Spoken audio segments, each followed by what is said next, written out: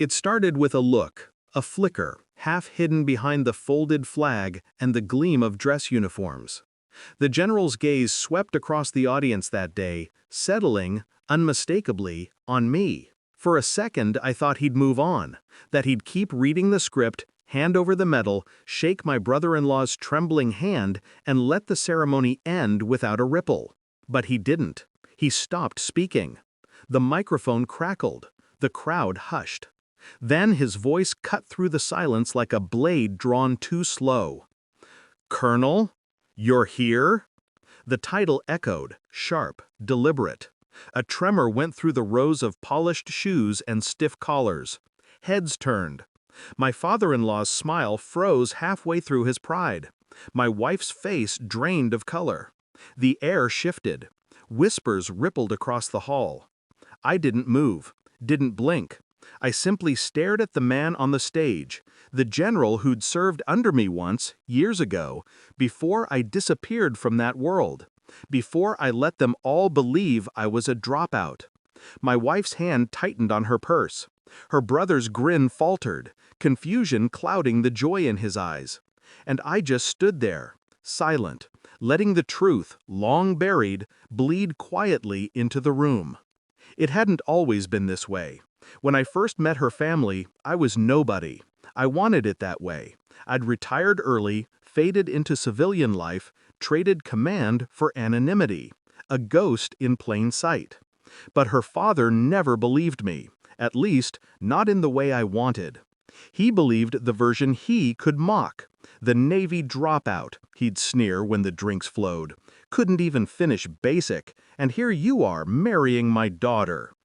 I smiled through it, every time. My wife laughed too, nervously at first, then naturally, like she'd learned to enjoy it. It became her family's favorite pastime, the joke of my life. My silence was their entertainment. But what they never understood was this: silence is not submission, it's observation. And I had been observing. Her late nights, her sudden interest in visiting family, the perfume that wasn't hers, the text she thought she'd deleted. The name I saw in that message, her brother's commanding officer, was the first crack in the wall. I didn't ask, I never do. I just started watching more closely.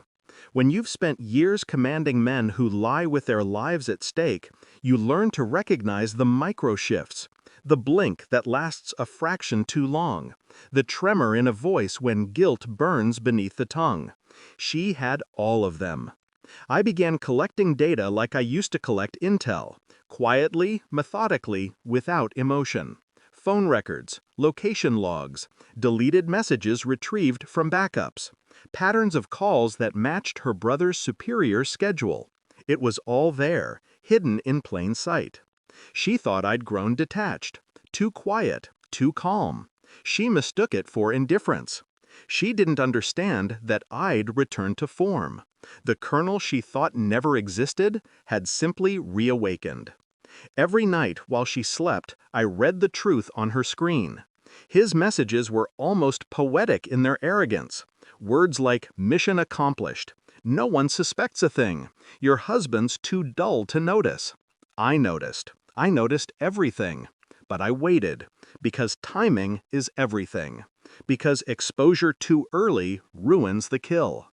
So I smiled when her family laughed. I clapped when her brother talked about honor and duty. And I said nothing when she slipped out at midnight for a walk. She thought I was asleep. I was watching from the window as she drove to the officers' quarters outside base. 2 hours later, she came back, smelling like betrayal. The evidence arrived in a neat folder 3 days before the ceremony. A private investigator owed me a favor. He didn't ask questions. He never does. Inside, photographs, transcripts, security footage, a time-stamped recording from the base gate. Her name, signed in the visitor log, next to the officers. I sat in the dark that night. The sound of her breathing filled the silence like static. I didn't wake her. I didn't rage. I just stared at the ceiling and felt something cold settle where love used to be. By morning, the folder was sealed in my briefcase. I wore my old uniform beneath the civilian suit. Not for them, for me.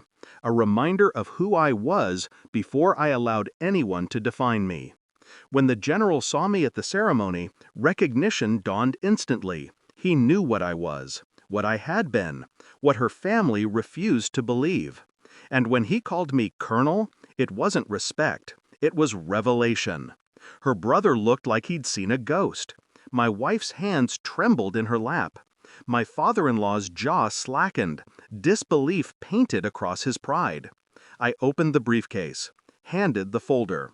No words, just the quiet weight of truth. He flipped through the pages, his face hardening with each photo.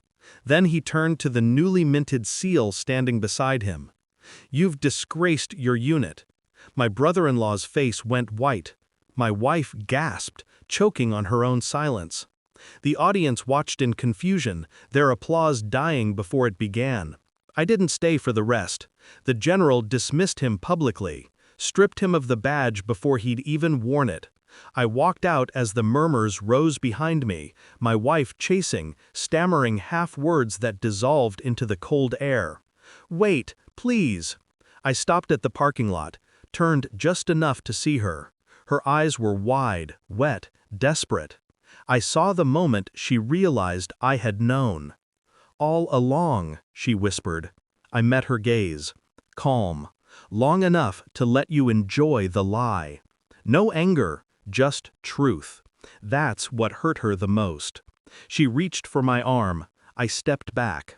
"You wanted a dropout," I said, "so I gave you one. Now you can tell them you were right." Then I left her there, trembling between the wreckage of her family's pride and her own shattered illusion. They never spoke to me again. Her father sent one message, a single line that said, "You should have told us who you were." But I did. They just never listened. I kept the uniform folded, untouched, in its case.